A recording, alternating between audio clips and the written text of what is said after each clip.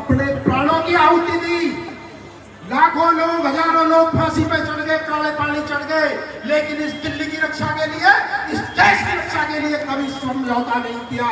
ये गुर्जर जाति वो जाति है और ये अनंतपुर वो ऐतिहासिक नाम है जिसका 800 साल पुराना इतिहास है।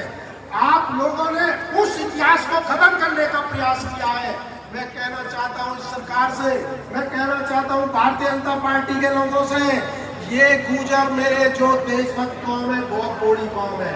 ये वोट देकर आपको सत्ता में बिठाते हैं, आपको नेता बनाते हैं और जब इनके हक अधिकार की बात आती है तो आपके मुंह पे टेप चिपक जाती है, आपके मुंह में दही जम जाती है। ये एमपी-एमएलए ये प्राण को बचाने के लिए है, ये समाज को बचाने के लिए है। ये केवल शादी ब्याह में लड्डू खाने के लिए नहीं है, या केवल दांतों में बुलाने के लिए नहीं है।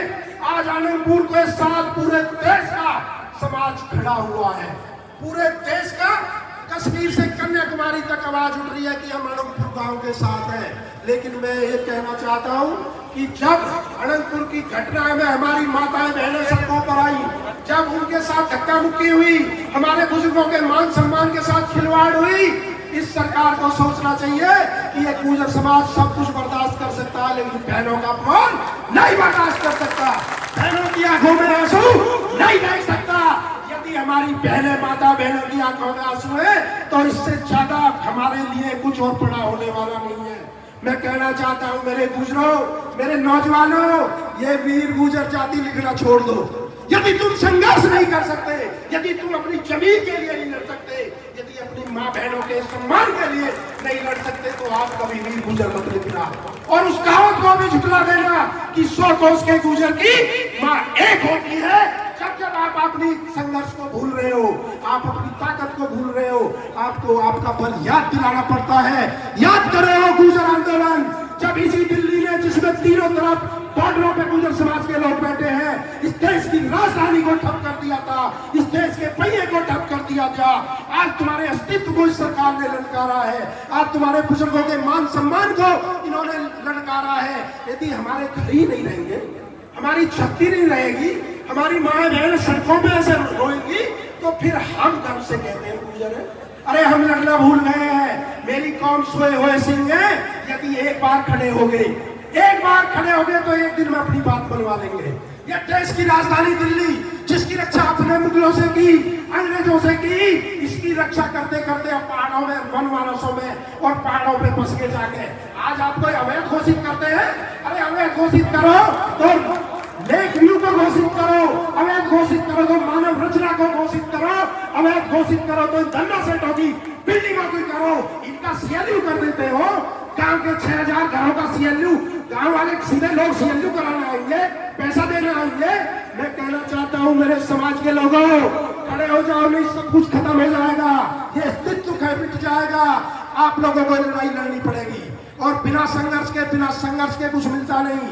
यदि बच्चा भी रोता नहीं है तो माँ उसको दूध नहीं पिलाती। इसलिए कहता हूँ सोए सिंह उठो और ललकारो, भारतीय इतिहास पटल पर शामिल स्वयं तुम्हारा है। हे वीर गुर्जरों उठो, तुम्हें समय ने आज फिर ललकारा है, आज समय ने फिर ललकारा है। मैं अपनी माता बहनों की आंखों में आंसू नहीं दे सकता। मैं सरकार कौन खोल के सुन ले, ये सैनी सरकार यदि गुर्जर समाज के मान सम्मान के साथ छेड़खानी की जाएगी, हमारी माताओं बहनों के साथ अपमान किया जाएगा तो आपको दिल्ली में नहीं, देश के 12 प्रांतों में खचेड़ देंगे। गुर्जरों का इतना विरोध आप झेल नहीं पाओगे। मध्य प्रदेश के गुर्जर तैयार बैठे हैं, राजस्थान जम्मू कश्मीर के गुर्जर तैयार बैठे हैं, उत्तर प्रदेश के तैयार बैठे हैं। तैयार होना है तो दिल्ली के शहर फरीदाबाद के गुर्जरों को। आप लोकतंत्र में सर गिने जाते हैं, आप केवल इकट्ठे हो जाओ। लोकतंत्र में सरों की संख्या होते हैं, हम देखते हैं किसके बाप की मदद जो एक मकान के भी हाथ लगाते। आज हमने सुना कि ये सामान जो तोड़ा था उसे उठाने आए हैं। अरे बुलाओ इसको, फरीदाबाद गवर्नमेंट को, हम चल रहे पहलवान के घर में, तू एक रोड़ा उठा के दिखा दे आज यहाँ से। या तो आज हमारी जान जाएगी या हमारा स्वाभिमान लौटेगा। मैं कहना चाहता हूँ नौजवानों, इस लड़ाई को लड़ेंगे और पूरे देश में लड़ेंगे। आप तैयार रहो, एक कॉल करो बड़ी, और मकान गिराने की बात नहीं है। ये जिस दिन महापंचायत रखो उस दिन तक पहलवान का घर में चुनाई शुरू हो जानी चाहिए। और यदि बस की नहीं है तो हम सहयोग करके सब लोग उसको चुनवाने का काम करेंगे, लेकिन हम इनके सामने भीख नहीं मानेंगे। मैं बताना चाहता हूं, क्योंकि एडवोकेट भी हूं मैं, कि ये सरकार है, ये अदालत है, ये कोर्ट, सुप्रीम कोर्ट सब जनता के लिए है, जनता के लिए बने हैं।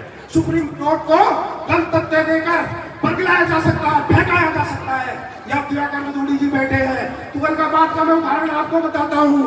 तुगलकाबाद के अंदर रविदास गुरु घर था, उसको सुप्रीम कोर्ट के विजय भाई आदेश पे तोड़ दिया गया था, लेकिन हमने रामलीला ग्राउंड पर चंद्रशेखर भाई ने और हमने आंदोलन करा, सुप्रीम कोर्ट को वापिस हटना पड़ा, गुरु घर वहीं बना, जमीन तुगलकाबाद की वापिस मिली।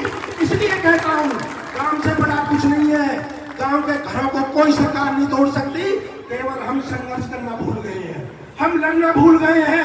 कुछ दिन के लिए राजनीति को अलग रख दो, राजनेताओं की मजबूरी हो सकती है, भारतीय जनता पार्टी की सरकार की मजबूरी हो सकती है, लेकिन समाज की कोई मजबूरी नहीं है। समाज इस लड़ाई को लड़ेगा।